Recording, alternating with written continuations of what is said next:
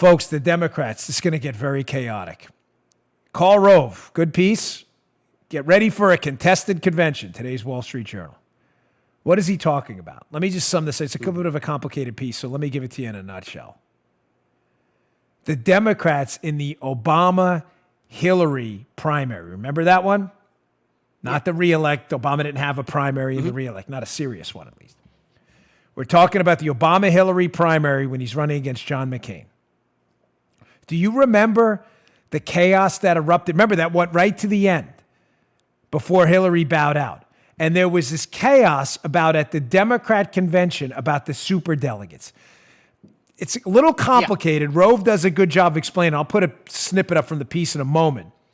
But the controversy was this. The Democrats have these party elders, these scions of the Democrat Party, that they're not beholden to the primary vote. In other words, whether Obama or Hillary won a primary in their state, the superdelegates, Joe, these party elders, they can do whatever they want.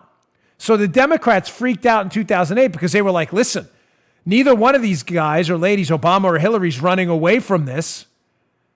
There's going to be a brokered convention, meaning there isn't a nominee yet at the convention, which we're not used to seeing, folks.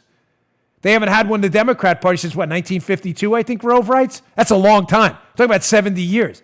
Usually you go to the convention with a nominee. John Kerry, Barack Obama, you get it. Michael Dukakis. If you go to a brokered convention and these superdelegates aren't beholden to the primary voters and can do whatever they want, the fear was that they were going to snub Obama because the Clinton machine had already kind of like greased the skids. You know what I mean? So the Democrats instituted to prevent a rebellion. Are you following me, Joe? To prevent a rebellion because the voters, the voters want to believe they picked the nominee, not the superdelegate scions. The Democrats, in response to this, they said, this also affected Bernie too, by the way. They said, we're going to institute a new rule that the superdelegates cannot vote at the convention on the first ballot. They don't jump into the second one. Well, as Rove points out in this piece, well, you may get to a second ballot where the superdelegate problem is going to come back again. Quote, Karl Rove, it could even get more splintered. He's talking about the convention.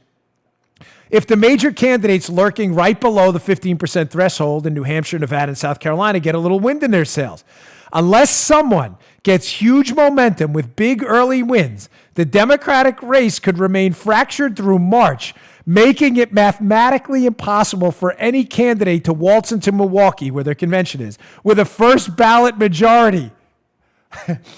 Listen, I know shouting fraud's awful. We're not supposed to celebrate other people's failures, but this is a Nelson Muntz moment if I ever saw one. These numbskulls who just got over this scandal about superdelegates picking the Democrat nominee rather than voters are now going to run into the same superdelegate problem because the field is too clogged and none of these horrible candidates can run away on a first ballot vote and the superdelegate's going to pick them again. What does that mean for you?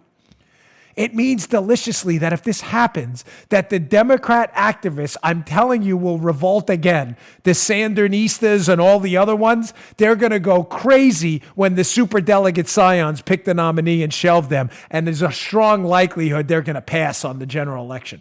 We're good. You guys don't want our votes in the primary? We're good in the general. Nice job, Democrats. You just heard the Dan Bongino Show. You can also get Dan's podcasts on iTunes or SoundCloud and follow Dan on Twitter 24/7 @DBongino.